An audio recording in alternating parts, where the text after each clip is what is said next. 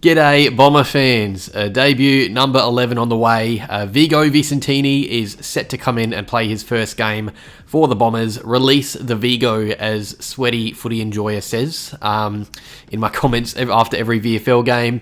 I know you'll be happy, mate. This was on the cards when he was rested over the VFL weekend, so yeah, it's great. You know, we love a debutant.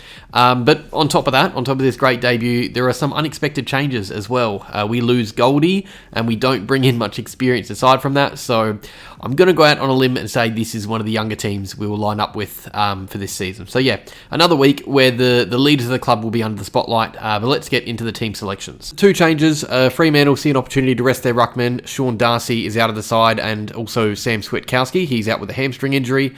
The replacements, Nathan O'Driscoll comes back in, and James Aish, the journeyman, is also back. I've always liked James Aish.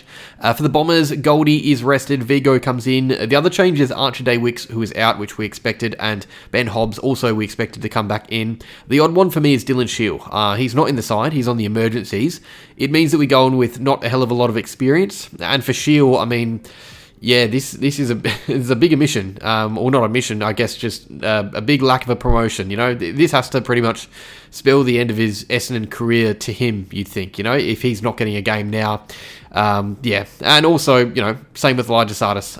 You know, if he can't get a game now, how is he going to get a game later in the year? So, interesting stuff. Lamont Lowell, he keeps his spot. Parrish keeps his spot. Perkins keeps his spot. I hope the latter, by the way, Perkins is playing predominantly up forward, because, you know, that is where he's played his good footy this year.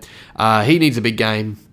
And just on Vigo, before we go into the team specifically, really keen to see him go about it. I didn't think he'd be playing this year, but the injuries, I guess, give him a chance at VFL level, and then that gives him a chance to, you know, impress enough to play at AFL level. So, yeah, he'll be not happy, obviously, that Draper and Bryant went down, but, you know, the silver lining to come out of that is that he's had a lot of responsibility on his shoulders, which he's you know, handled pretty well, I'd say. So yeah, it's good to see him get a game.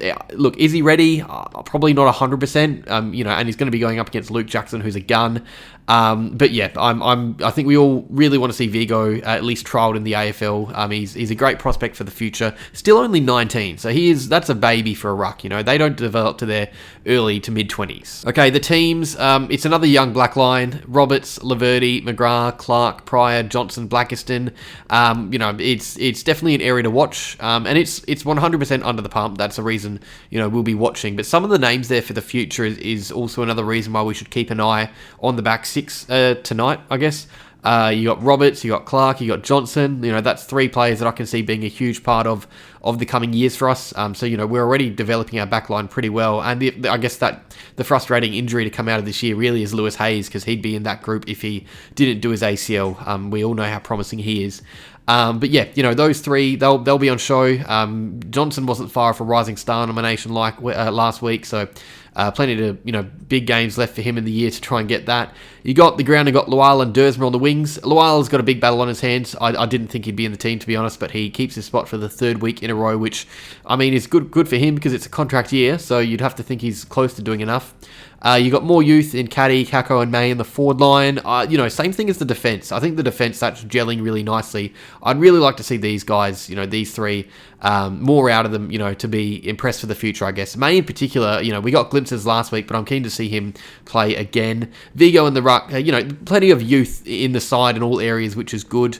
And, you know, you've got 5 players already that look dead set for the future, like Caddy, Kako, Roberts, Johnson, and Clark. Those 5... I'm set on them. I'm happy with them in our team for the next 5 to 10 years or more. But what I want to see is someone else really come inside that group and demand that spot in the team going forward this year. Because I don't think those 5 players get dropped easily when reinforcements arrive. But it would be great to see, you know, May or Lowell or Vigo do the same. That'd be fun. Give us even more reason to be optimistic about the future. Yeah, it's a weak side, really young, inexperienced, a bit messy with all the positions being swapped around. But yeah, you know, all we're going to be looking for is the kids for me. So eyes on the engine room, eyes on the forward line, eyes on all zones, and seeing how the youth, you know, how they all build some synergy together. Fremantle's team, there's a bit to like. You've got Luke Ryan, Jordan Clark, Brennan Cox in the back half. They're all sturdy. The midfield at its best is great. Sarong and Brayshaw are an awesome duo. Bolton in there. It's what they do when those three aren't on the ball that intrigues me. You know, is Fife going to be prime that Fife. And then you go up the field, you've got Tracy and Amos, young Pat Voss as well. And by the way, just on Pat Voss, because it's causing a bit of a stir online.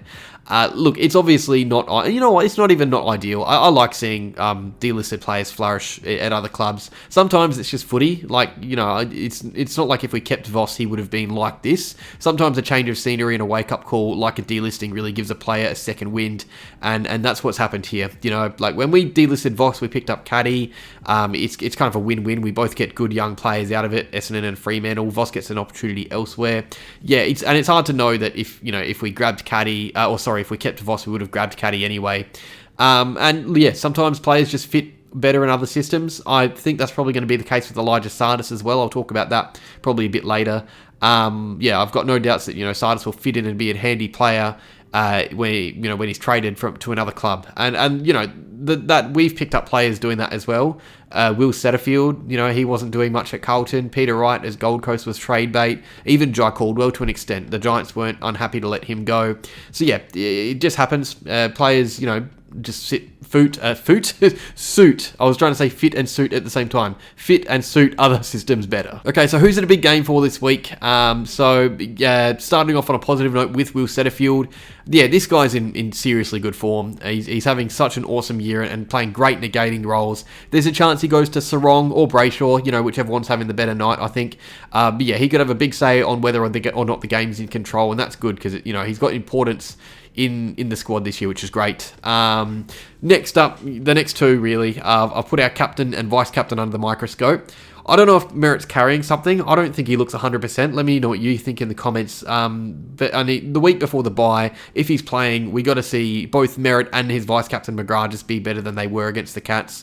I thought both had patches. Merritt's second half was good. McGrath pocketed Stengel for most of the game. But both of them dropped their heads at times, and it really hurt the vibe. You know, like when your captain and vice-captain are not fully in it, it kind of rubs off on the rest of the team. So we need these two to perform this weekend. We can't be criticising them again in the match review because they're the experience and leadership for us in this game. But yeah, that's the team. Look, I think it sends a message to me. You know, looking at the off-season, I can't see how Shields going to remain on the list at the end of the year if he can't play today. Sardis, I mean, he may well be put on the trade table too. Like, list spots are tight. We've got 47 players on our list right now. We've got to cut a lot. We can't keeping players on our list that are just not going to play. And if someone's struggling to get into the team right now, they're not going to, get onto the team next year when we're fully fit. And I know Sardis is a pure mid and there's no injuries there, but I think that's part of the problem that, we got to recognise, because guys like Angus Clark and Blackiston, first year players, they're coming in and changing their roles on the run to suit the team, and it's kind of working a little bit. Well, not working, but they can actually look like footballers there. I think Sardis just isn't able to do that. There's not as much versatility, and we kind of need that in the modern game. I think Sardis only really plays if Setterfield and Parrish aren't in the team, and those two are playing better footy at the moment. Like I said with Voss, I just think Sardis, it'd be beneficial for both the Bombers and Elijah if he's elsewhere, I think. And I want to hear what you guys think down below in the comments, because I think I'm pretty much on that train now. Like, I was holding out hope a bit early, but yeah, hard to see how he breaks into the side.